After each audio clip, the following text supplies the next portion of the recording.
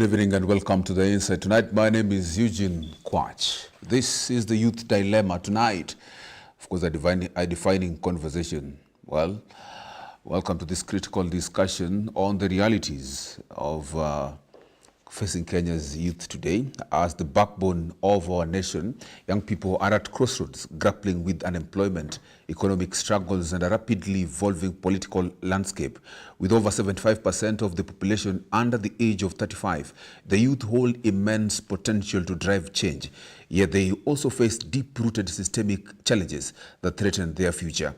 Former President Uhuru Kenyatta once warned that youth unemployment was a ticking time bomb, and recent events have proven this warning to be more relevant than ever. From joblessness pushing young people into desperation, some falling victim into fraudulent job schemes or resorting to crime, to the rising cost of living that makes financial independence nearly impossible. Young Kenyans are in a fight for survival. At the same time, they have shown remarkable resilience, with movements like the 2024 anti-government protest led by Gen Z proving that the youth are not just spectators, but active participants in shaping Kenya's future. Tonight, with two gentlemen, we dive deep into these issues. What roles does the education system play in preparing young people for the job market? A critical question that we're going to ask tonight. Are our leaders truly representing youth interest? And that is on the youth leaders that we have. Or are they constrained by political structures? Can a new political movement rise beyond ethnic and party lines? And most importantly, what solutions can we collectively push for to create a better future for Kenya's youth? Of course, this is a conversation that we are having here tonight. You know that when it is on the inside, it is where we bring the who and who, of course, think tanks to get to understand critical issues. And of course, we get to chew them for you into policies which you, of course, can then get to swallow. I have two guests with me. Of course, we do not do this alone. I have two guests with me. My first guest is Umoja Julius. Umoja Julius is a political analyst joining us for this conversation. Thank you so much, Umoja, for finding time to be with us today. And of course, we also have Brian Kibet. Brian Kibet is a youth leader joining us. He calls himself the Youth Mouthpiece. Thank you so much, Kibet, for finding time for this conversation. And of course, you can also engage us and find us in 21144, and that is our SMS line at GBS TV Africa, at Eugene Kwach, on all social media platforms. This conversation begins right now. Let me begin with you, Mr. Umoja. Good evening. Good evening. Yes. How's it going? Not bad. And I thank you for inviting me for this noble discussion of today. Yes. Yes. Mr. You're good? I'm very, very good. Yes. Thank you also for the chance, so that we might highlight on the issues that are tackling on the youths. Yeah, by my names, I'm Brian Kibet. Thank you so much. And thank you once again. Yes. Yes. Mr. Umoja, we are here for a conversation deep. The former president, that is Uhuru Muigai Kenyatta, he said that, and of course we're going to refer to the youth unemployment crisis. He referred to it as a ticking time bomb, and actually emphasized that if the country did not address the high levels of joblessness among young people, it could then lead to severe social and economic instability. And of course, Uhuru made such remarks several number of times.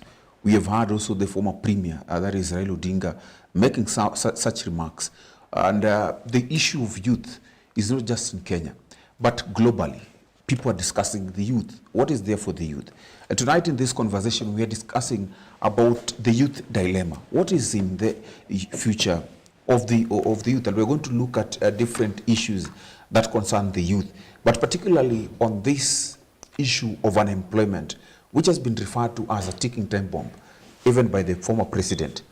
What do you make of it? Do you feel the pressure in your life or generally the community that you live in or represent? How do you make of the issues that concern the future of the youth, particularly unemployment, like an issue like unemployment?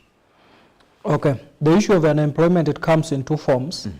That we have those who can be employed through papers, and there are those who can be just given the casual jobs. Because once you have the paper, you still undergo the challenges which we have in the country. Like if you want to apply for a job, you are told that there must be an experience that you're supposed to be having, like 5 years experience, and yet you just graduated the other year. Yes. Once somebody has graduated and this person is fit or for the consumption in the job market, why don't this person be given a job? But now, you find that the government, whatever the government is doing, is initiation of what you call the internship programs. But the internship programs, they come once in a year. Like what they're supposed to do is they're supposed to increase the chances of the internship programs, especially to those who have the papers, those who have graduated, whether at diploma level, at degree level, so that once they have got, they face the reality of whatever they learned in the school setup, they can be in a position now to join the bigger market once they qualify from the internship. But now you find that even when they are on internship programs, once you've gone for the internship programs, there's no other job. You are not connected to any other job. It is not automatic that once you are done with the internship program, you join a bigger job in the government or in any parastatal that we have. Once you're done with the internship, you still go do more applications looking for job. So your work will be looking for job up the internship program. I think the government should come with more programs, especially to those who have the graduates, so that they can get more places where they can earn. But those the cases where we have got those who left the school or the dropouts, they also need employment, because by the end of the day, they also need to bring some bread on the table.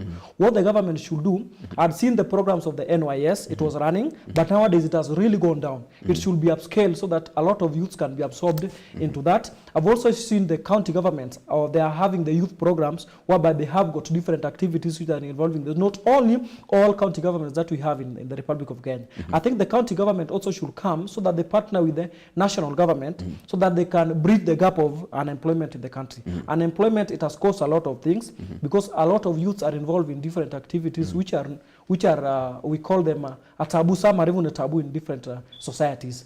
So I think the government should come clear, increase more opportunities, bring more jobs, because what is happening with the education system in the country is that whatever you've learned, when you go to the job market, you find a different thing. And with that, they came to revise the curriculum that has been used. So that now you find that we have the CBC in the primary schools, like the junior secondary school, now and then we have the CBET in the tertiary level of education. With the CBET and the CBC, even once you are done with the school, you can embrace the self-skills so that you can employ yourself. I think with the education that we currently have, the CBC and the CBET, once the student is done, the student can be in a position to employ himself or herself using the practical skills that he gained in school. Thank you. Interesting. You've talked about programs that we actually have for the government. And we have had a lot of programs from the government. There was a Ajira during Uhuru's time, and there have been so many of them. And right now we have something called labor migration program, which of course the government is trying to migrate people to other. What do you think about it? What do you make of it? You see, when each and every government is coming into place, they have different priorities. What do you think about labor migration? Labor migration is so bad. I don't support it. What I think should be done, they should embrace whatever was in the previous government, because we saw it deemed fit because it was absorbing more youths into the system. I think it was better what we had in the former president's regime as compared to what we have in the current president's regime. Yes. Mr. Yes. Yes. Once again, good afternoon then. Good afternoon. This ticking time bomb, what can diffuse it before it's too late? What can diffuse the form, actually, I can say this. If we have the right leaders in place, leaders who are agenda-based, but not, let's say, not political-based. You see, when somebody is agenda-based, he will know that I am dealing with a country that requires a lot of job employment. And to have such opportunities, we have to have agendas that are based on job creation. You see, in our country currently, we don't need a lot of developments. What we need is something called job creation.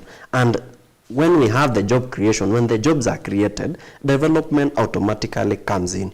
And that is when actually I deem the leaders that came in who abolished good programs such as Ajira, which would have been inculcated in the county government together with the national government to give us something that is concrete, because leaders are fighting left, right, and center on the capacitating funds that should go to the county, the funds that should remain in the national government, but they are not bringing agendas that are concrete. How can we create jobs? Okay. Yes. Yes, you're talking about first it has to begin with having leaders who are visionary, Yeah. who are agenda-based, Yeah. agenda-based leaders. Yeah. But my question is, where does it start? Where does all this begin when you talk about having agenda-based leaders? Because we have had leaders who are actually, what they do are driven politically. Even the nominations that they make, if they have to nominate someone, probably it will be because you have to nominate a Kikuyu there or a Luo there, so that to cool things down politically. Most of it has been politically motivated, most appointments. When you talk about leaders of such, where does it all begin? Does it begin with the people? And going forward, how do you see things changing? Yeah, thank you so much. When you talk about that, it's actually very embarrassing that we gained independence back in the year 1963, and up to date we are aligning ourselves in the political or in the ethnical politics. That, oh, this is our person, he comes from our region, we have to support them, and that person politically, he knows how to push himself, but when we come to agenda wise, he doesn't know how to push himself. So when we talk of such a thing, you find when that person gets into power, he doesn't have the right manpower. He picks people who supported him, and majorly the political based leaders always pick crooks, because they always not allow those elites to come and tell them, now this is what we will do. Maybe let us talk about finances. In finances, you should always look for somebody who has performed in the finance sector to the best, and that is who can tell you this market is this time is very poor, and we have to do this mitigation so that we can be able to cover the markets. Such leaders. So when we come and talk about when do we start migrating from ethical political based politics, we have to now start. And I actually appreciate the Gen Z, I being one of them. In the year 2024, we actually rubber stamped something and told them, you cannot always threaten us. In one way or another, we have a voice. And I can actually tell you this, Quach, without any fear of contradiction. The political space come 2027 is very slippery. For those people who think that they can always lure the youths with money and later run away. The youths are now prepared, and the only thing that we are now waiting in waiting is we are waiting for the best people call it best bus to take us to 2027. Currently, we only know there is one government, which is the government which is Kenya Kwanza, which is in, let me say, I cannot say in bilateral talks with the ODM, they are actually kind of in a marriage. So we are actually waiting for a time that will come, and then we have those parties that will always have our agendas at table. And I'll say this without any fear. This time around, we are not going to be bought. And I can actually salute the youths that have always stood and said we don't need to be bought, because when I'm bought as an individual, I will go back home and relax. When I relax, others continue suffering. Okay. Yeah. Okay. So the best thing for right now is we march forward and we say no to ethical politics. Okay, we can still be ethical politics, but at least we have agenda-based leaders who can always push us to another level where the country should be at. We should not be at where we are now. We should be performing well as Kenya. Okay. Yeah. Thank you so much. Thank you. Mr. Umoja, Yes. You've actually mentioned and said that the students who come from school, they graduate. And when they have graduated, when they go seek for opportunities, they are told you need 5 years of experience or need this and that. The question of talking or people being asked for experience could mean that they do not have what it takes to actually, or the practical experience, or the practical know-how of how to conduct the job. And perhaps it then triggers me to question you whether our education system is fit enough, or has it failed the youth in failing to capacitate them enough and prepare them adequately for this job. What do you make? The current education system, the curriculum that we have, especially if I talk about the maybe university and the colleges. Yes. You find that in the colleges where we have got the diploma students, they are taught of more of hand-on activities as compared to the universities. So when a student is in university or in the college, they will be exposed to what we call the attachment. Others go for teaching practice if you're a teacher. And if you're doing any other course which is not education related, you'll go for what you call an attachment.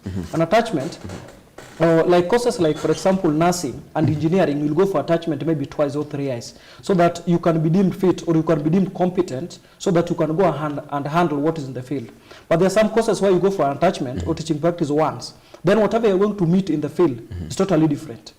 So what the government thought wise, so that they can borrow an idea from the most improved countries education-wise, like Germany, like the Canada educational system, is that by the end of it all, we need the youth. Once they're done with the school, we don't need the youth who are unemployed. You can employ yourself based on the skills that you'll be gaining from the CBC or the CBET curriculum. Because when you go to look for a job and they need 5 years experience and so forth, when you are done with school, you have to go and start from somewhere. And where you want to go and start from, they need an experience. So you look at that experience so that you can match that 5 years experience when you are done with the school. So I think the government should reconsider, especially the government jobs. That is number one.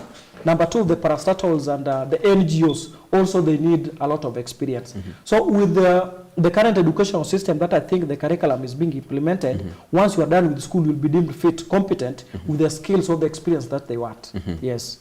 So what's your take on this? Because after graduation, some people have actually been underemployed or unemployed for what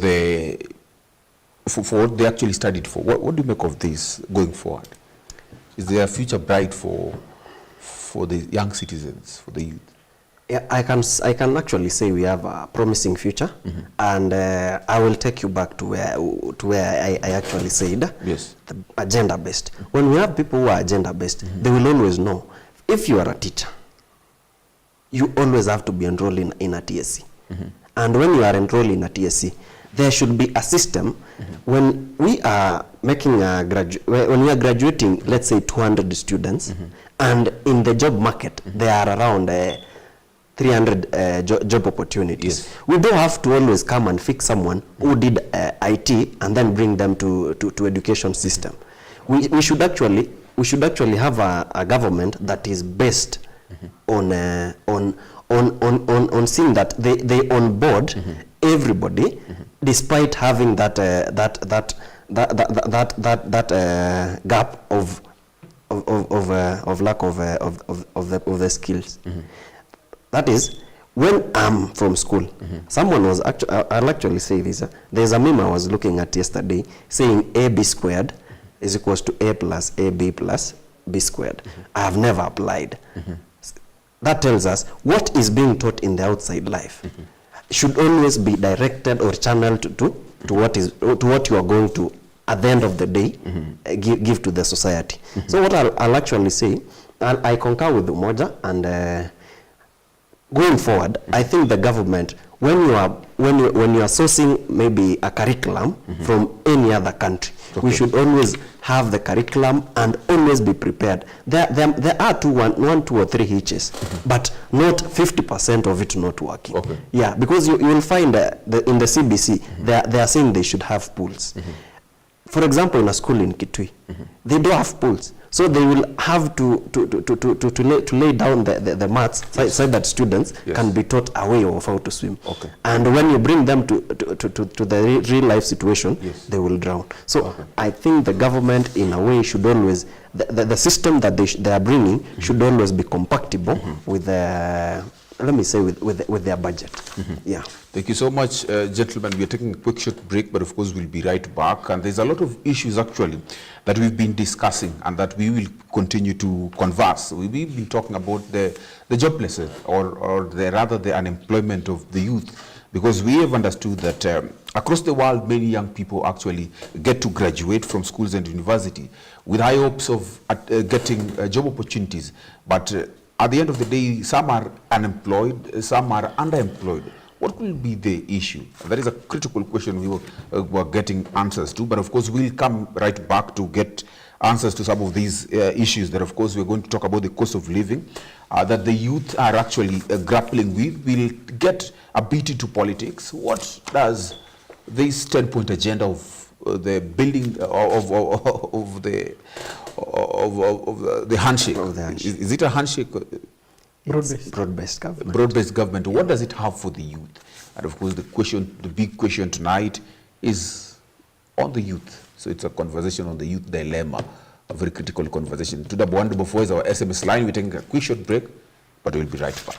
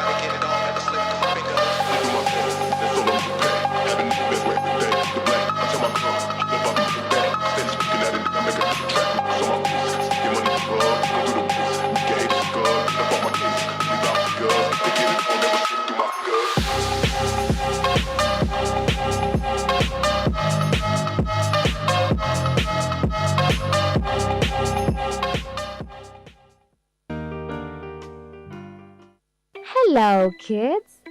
Did you know a year has 31,557,600 seconds? Why do you think so? Exactly. There are 60 seconds in a minute, 60 minutes in an hour, 24 hours in a day, and 365 and 25 days in a year. We count the extra 0.25 because of leap years. When you multiply all these numbers together, you get a huge number of seconds. That's why a year feels long, but time still flies when you are having fun.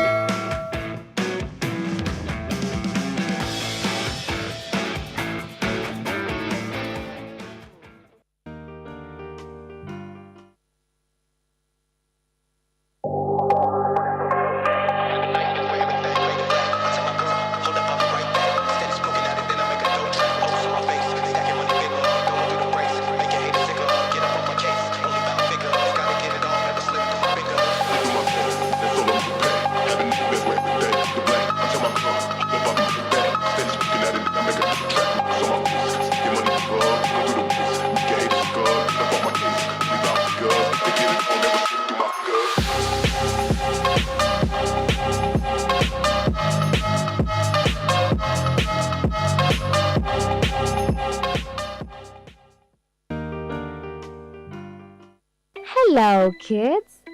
Did you know a year has 31,557,600 and 600 seconds.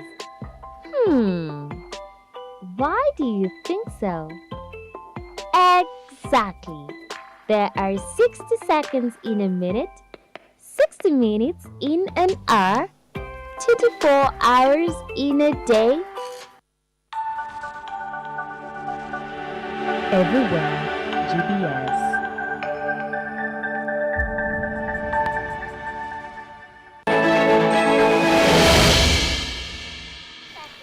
Thank you so much and welcome back to The Insight. Well, we continue with the conversation on the youth. Well, another issue critical is the rising cost of living and the youth economic struggle. So the rising cost of living in Kenya has made it difficult for the young people to afford basic necessities, let alone build a stable future. Many are stuck in a cycle of financial dependency, unable to achieve economic independence despite their qualifications and ambitions. And of course, we have here Brian Kibet, and Kibet was saying that the youth are now prepared, and this preparation that he talks about is in 2027. He says that the voice of the youth must then be able to count. The youths are no longer going to be used just like they have been used. They have been using the youths before in elections. And of course, my main question, even to Umoja Julius, on this particular issue of the youth, whether the youth are really prepared for that change, because we had a conversation, a big conversation in 2024 when the Finance Act, you understand the Finance Act 2024, how the Gen Z revolution, the protests against it, we actually were shown how the youth were willing to take action. And do you think these demonstrations actually will lead to real change? That is the question I'm asking you. And when we talk about real changes, are we going to see now the youth coming out to vote in large numbers? In 2022, one of the things we experienced was voter apathy, and majorly from the youth, who of course are a consequential bloc occupying 70%. So are we going to see this real change being talked about? Are we going to see it now being turned into votes? Or this is just a conversation that we are not yet to know what happens or what becomes? And now youths in this country have turned out to be their own oppositions, especially from what happened in the year 2024. And now we are in the next few months, like 2 months, we are expecting to hear a different financial bill. I think the CS for Treasury, Honorable John Mbadi, is supposed to give us the budget for the next financial year. And the Budget and Appropriation Committee, once they meet, they look the appropriations. Then the Financial Committee will now start to look at the avenues of which will be now raising the money which has been given out by the Budget and Appropriation Committee. From there is when the agencies will be in a position to act. Because what happened in the year 2024, actually the taxes were so high. And once the taxes are so high, because each and every commodity that you buy in this country is supposed to pay tax for each and every commodity. And last year, even you're supposed to pay tax even for a piece of, when you buy bread, you're supposed to pay tax. And bread is one of the basic commodities that Gen Zs take in daily basis. So once we hear from this, the financial, this financial bill that's supposed to come, the youths will be in a position to act. But now, youths are very pissed off with the current government. And sorry, and through the demonstration that he had, it brought along some competent cabinet secretaries like John Mbadi, who is a financial expert into the ministry, so that he can at least try to identify some of the messes which are there and provide the several approaches or the solutions towards the problems. So youths, I think as we speak right now, youths are very pissed off. And if you look at the 2022 general elections which happened, only 66% of the total population that are registered voted, which gave us around 13 point something million that we saw that voted. Now, this time round, I'm urging youths that it is time round. This time round, let them go and vote. You see, these youths, not all of them vote. Because some are saying that they are pissed off, some are saying that even if they vote, there's nothing that will happen. But you see, each and every vote, they count. I guarantee that if they vote, because now we are having a new IBC panel, or they could be saying so because of the previous IBC commissioners which were in place. But now we are going to have a new IBC commissioners who are promising that we are going to have change in the electoral process. So youth, they should go vote. Once they cast their votes, they vote for the person that they want. Because I've seen in social media that youths have tried to endorse David Maraga for what. I think right now it is too early. And some, I might call them the allegations, because we are waiting for this financial bill. Once the financial bill will be out and we see several areas which are pinching the youths, then youths will be in a position to react. But so far so good right now. I think youths have gone a different direction that I've never seen the previous years. Yes. What do you make? Yeah, when actually it comes to that, I can actually say we are in a position to make a change as the youths. And the most important thing is not actually even identifying the right person, is first taking the votes. And I can tell you this, the only weapon that we have right now against any lunatic in politics is having our votes. When we have that vote, we will be able to make a very big difference. And I can actually say this, even if you look at the social media, the cost of living has gone so high, up to a point that when you have even 1,000 Kenyan shillings, you don't know what to buy. You don't know what to, if to buy bread, if to buy sugar, if to buy, like there are so many things that is happening. And this is what I would say. People, not even the youths alone, the public in general are having an outcry, and the outcry has been ridden by others to secure themselves opportunities. And I think that is the worst thing that I can ever observe in the political space, having someone who bed rides on the misfortune of others in one way to get themselves the opportunity and try to show us that they are doing something. But in real sense, the things they are doing is very minimal. I can call them minute, because we can't feel it.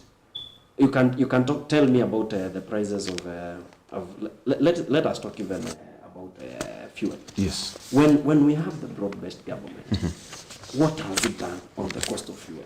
What has it done on the taxes that are being taxed on those who are employed? What has it done?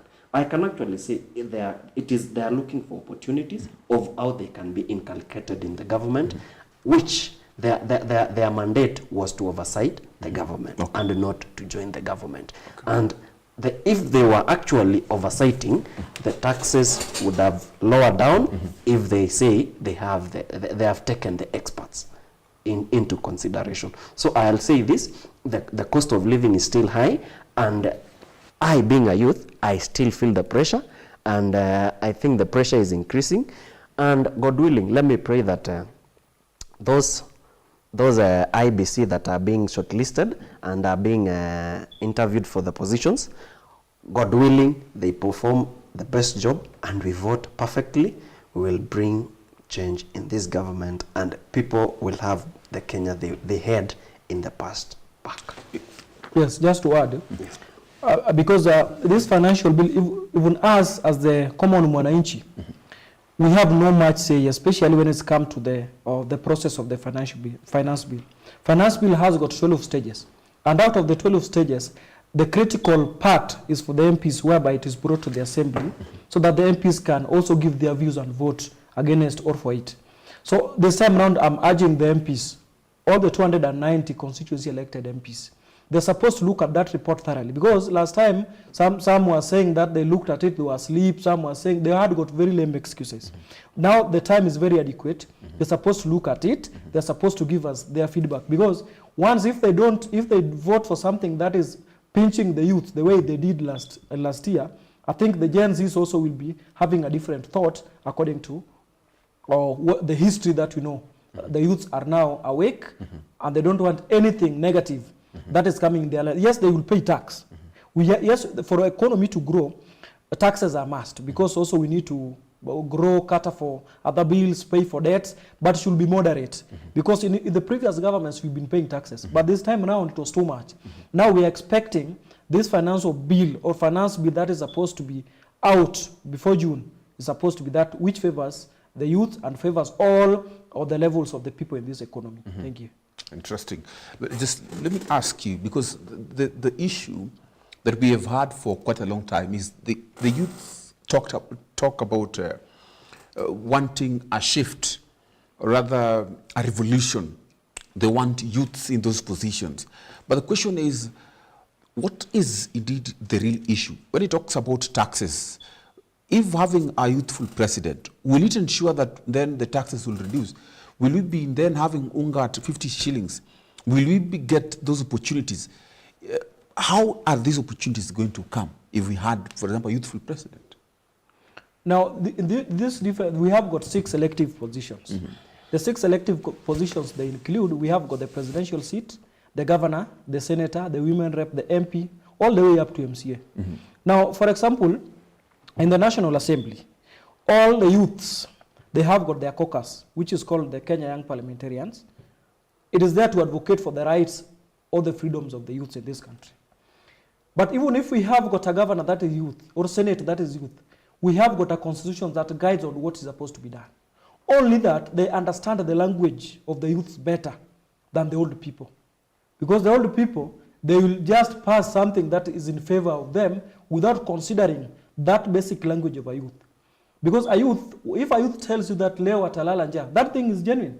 And if a youth tells an old man that leo nitalala njaa, the old man might seek that this person might be cloud chasing for no good reason. So there's a youth language, and there's a youth old mzee language. So youth language is faster and easier to understand for a youth and a youth.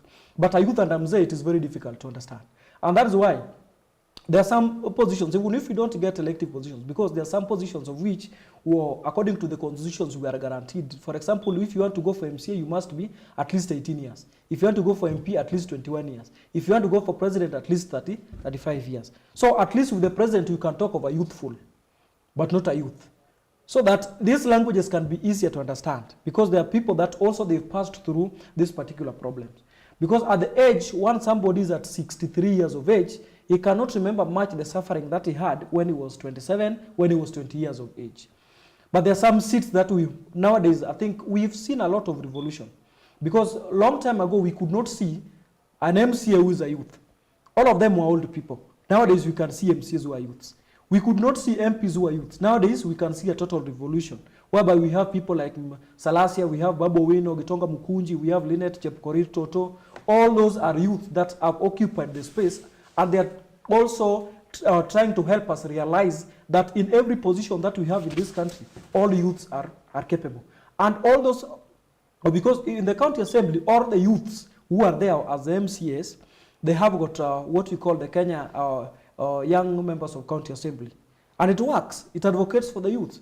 And now also the constitution has said that in the National Assembly, there are slots for youth at nominated level. In the county assembly, there are slots for youth at nominated level. They're supposed to utilize these spaces that they have so that they can help to fight for the what? To fight for the youth. Youth are very, very, and I'm telling you, in 2027, we'll be seeing a lot of revolution, especially in all these seats. Because governor, we have got some youth, like Mutula Kiloso Jr., who is youthful.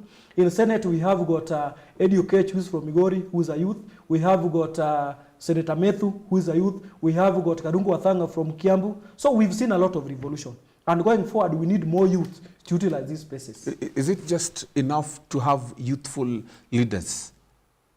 It is not enough to have got youthful, but at least with the youthful, they still nearly understand that language of a youth. Because our position of the president, which is 35 and above, with 35 and above, that one, according to the definition of a youth, you are above the bracket. Yes. You are now youthful. Okay. So there's no point we'll be having a president who is a youth, unless we talk about a language that is youthful. Okay. But I asked you about taxes, about these issues that are pinching Kenyans on unemployment. Yes, we've had youthful leaders. We could even have a youthful president. We could have Babu Owino as a president. But what are they supposed to do? What is it different that you think that when a youthful person assumes the office of the president, for example, you, Mr. Umoja, you assume the office of the president, what is this different that you think can be done by you that is quite different from the challenges that an old person will meet? Because the old people, perhaps they will say that we have to pay off our loans. They will mention the Bretton institutions as some of the challenges actually that we are facing, and a lot of other issues actually of corruption and all this. What is different? According to the demographic value of this country, Yes. we are the majority. Yes. That one I can easily say that equally, we also nearly pay high rate of taxes. Especially if you collect all the taxes which are paid by the youthful or the youths, you'll find that it is higher. Though I cannot compare to the adult people because maybe adult people might be doing bigger transactions according to maybe how their experience is in this field.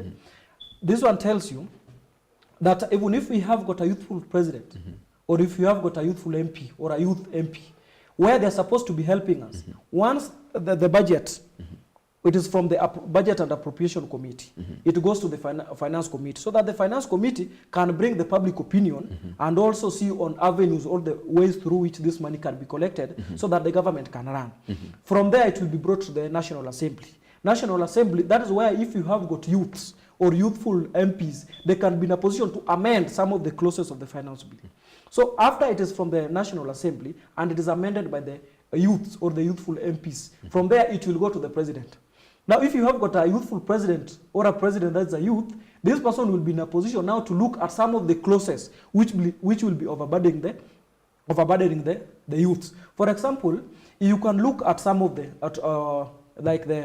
traveling allocations of MPs, the traveling allocation of the senators, the traveling allocations of the governors, and so on and so forth. There are some that if you slash them, you'll be in a position now to start reducing the economic embargo that we have in this country. I think that is the best position that they can be in a position to help us. They stand with us. If there's a financial bill is overburdening the youth, especially because once it has been passed in the National Assembly, there is no other day unless it is a special sitting that it will be brought back to the Assembly so that they can overview the financial. But once it has been passed, it will go like that. So that is the stage they can help us. Thank you.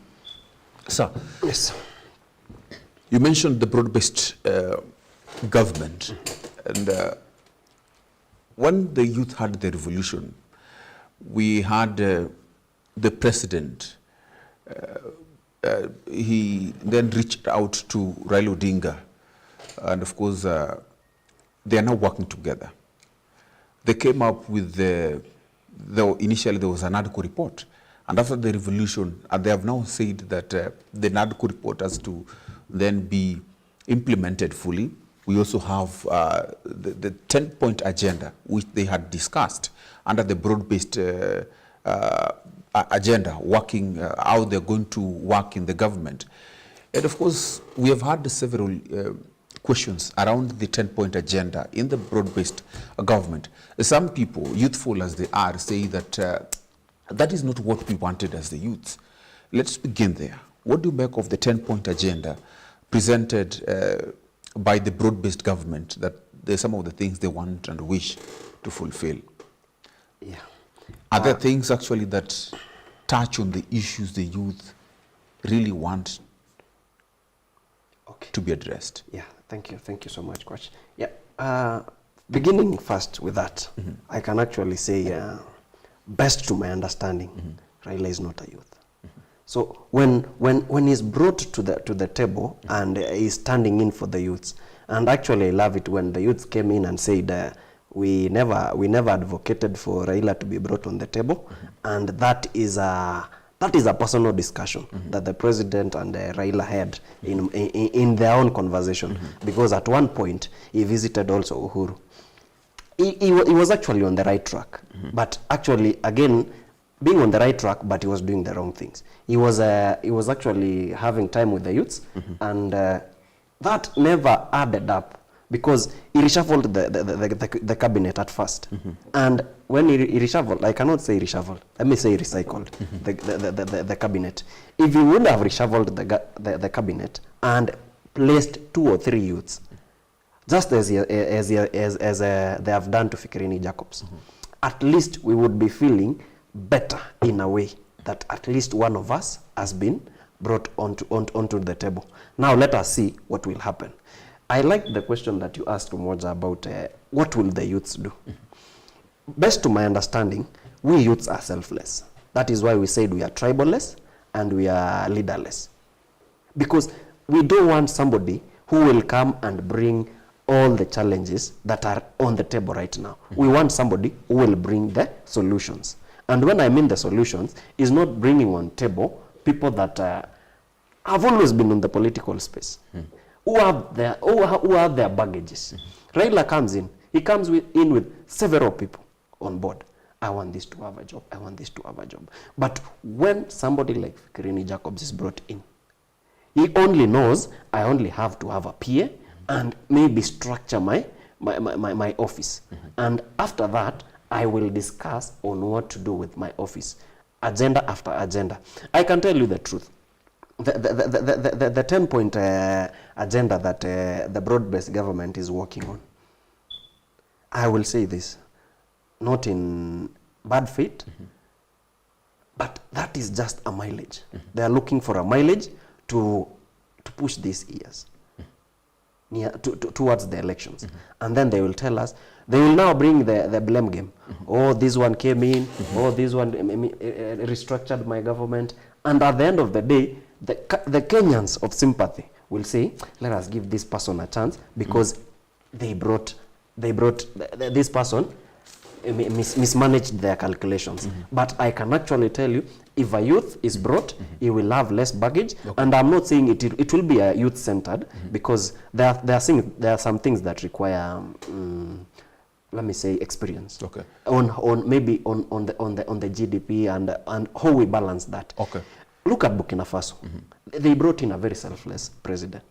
The president said, I even don't want a salary. Okay. Let me structure my country. Okay. He removed the country from bondage of the United Nations. They are now working as an independent entity. And bear me witness, give Burkina Faso 3 to 10 years, you will see Burkina Faso being flying higher and people will be running to them. Let me ask you a question, because you mentioned and said that no one asked Raila to be brought into the government because the Gen Z are tribeless, leaderless, and all those less. Yes. But how comes Raila getting into the government or coming under the broad-based government or giving some leaders, of course, to be appointed as ministers? How did all that stop the Gen Z reggae? The Gen Z reggae actually was not stopped by Raila being brought in.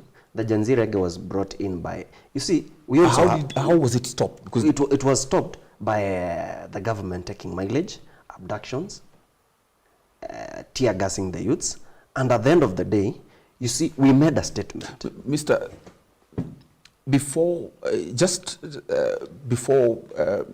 After the appointments had been made, and Raila, of course, talking and calming, because prior to that, Raila was silenced.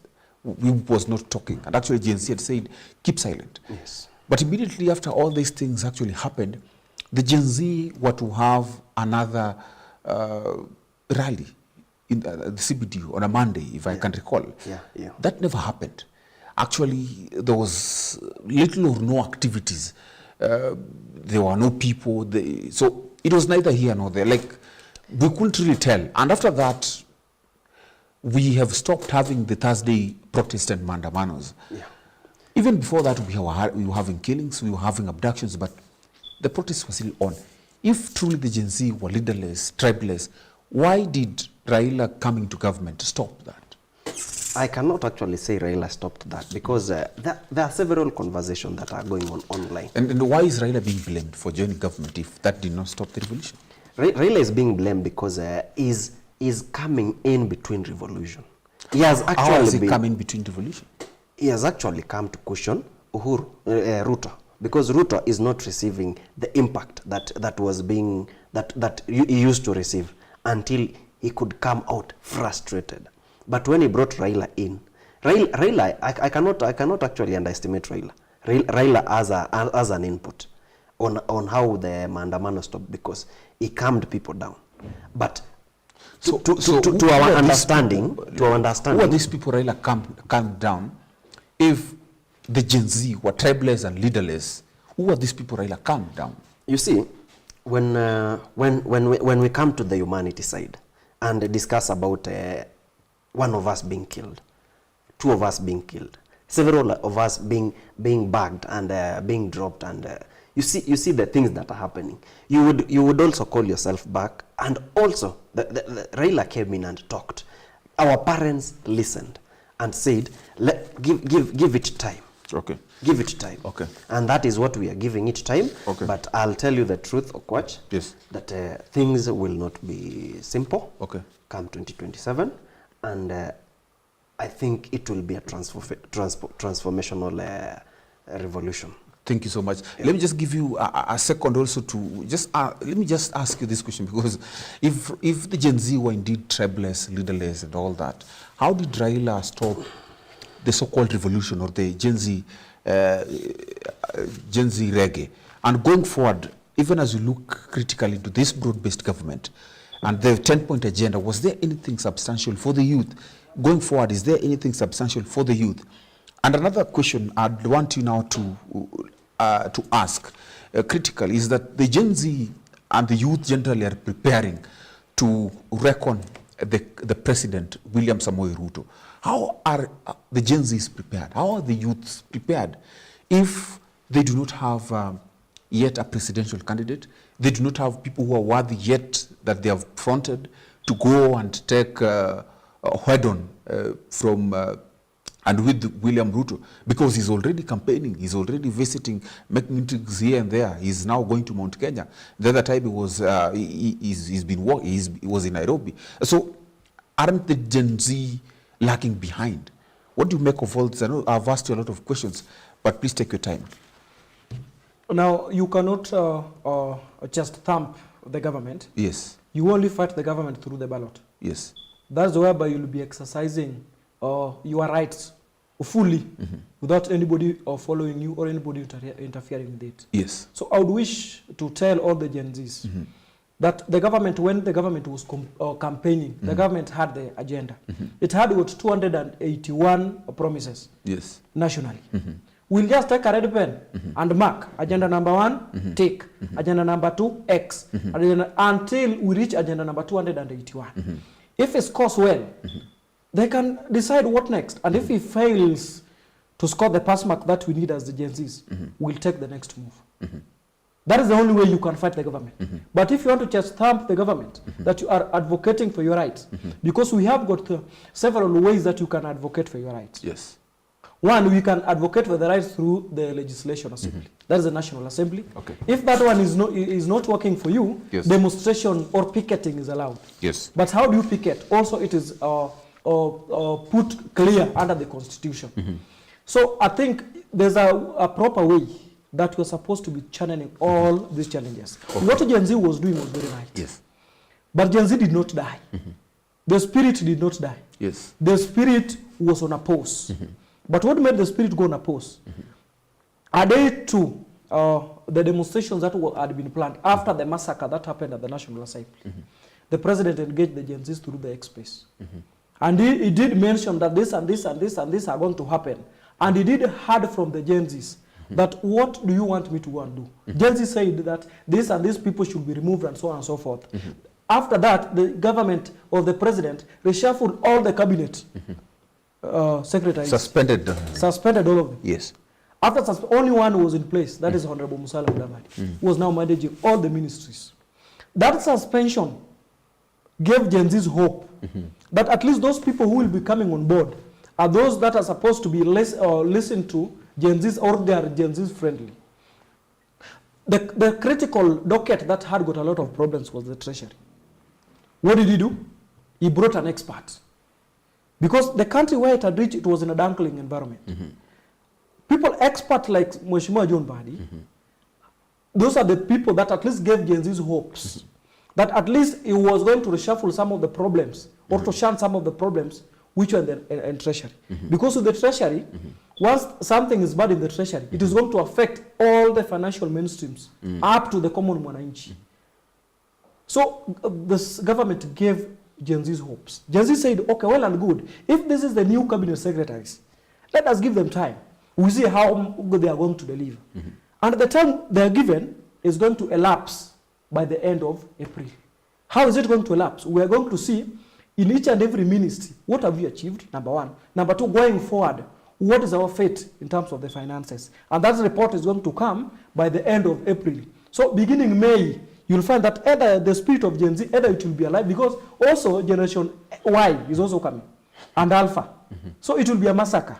So the government, at least it has to be prepared to do the things in a right way that at least is in a minimum or is in an equilibrium state that will favor Gen Zs, the adult people, and everybody in this country, so that they can feel comfortable, as per we compare to the previous governments. Yes. What's next? What next? What next? And when we say what next, generally, because I ask this because we have had serious leaders, and you have mentioned Babu Owino, and we know of Ndindi Njoro, and these people have come out to be leaders who have been mentioned, where development has been mentioned, and we know them to be forward-thinking leaders. But again, we have the old wazays, or rather the old leaders that we have had, and we have seen how they've been doing their politics. And generally, the politics of this country has been based on tribe and parties. If you are not supported by ODM in an ODM zone, you are likely not to get it. If you then are not Kikuyu in a certain place, you will not get it. And that is how the politics of the day has been. What next? My question is, how are we going to achieve a politics that is actually sanitized, whereby we're going to see people coming together based on the agenda that you're talking about, based on development, based on people who are actually forward-thinking, but not people who have been fronted by Raila Odinga, not people who have been fronted by Rigathi Gachagua or Ruto, who are political heavyweights, as you know them. How are we going to see this change, Mr.? Yeah, I would actually say this. What next is, I would actually urge, now that we have those icons, the youth's icons, talk of Salasia, talk of Ndindi Nyoro, talk of Babu Owino, talk of Akina Anthony, Akina, the appointed as PS, they should now brainstorm, come together, and show the youth that if we want to be heard, let us board this bus, or let us walk in this way to enable us go to the future. Let them avoid being puppets of the heavyweights, because at the end of the day, I'll actually say this without any fear of contradiction. The heavyweights will not live forever. They are only shining on their time, and in the midst of shining within their time, we are, as the youth, supposed to come together. They could be here for another 20, 30 years. Don't you think? Yes. Yes. That is what I'm saying. We are now supposed to strategize ourselves. Okay. Because I can tell you the truth, and I'm happy because of this. The youth coming together showed that these people are also fearful. Okay. Because when that maandamano came, I actually saw the way the president came in. He was actually fierce, and he was actually almost cracking everybody.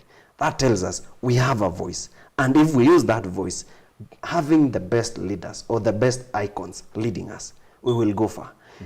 It's high time that we as the youths and we as the country come and think along agenda or street-minded people, and not people who have been known to always be on the political space or taking over the political space. It doesn't add up anything, because today if let me take for example Raila.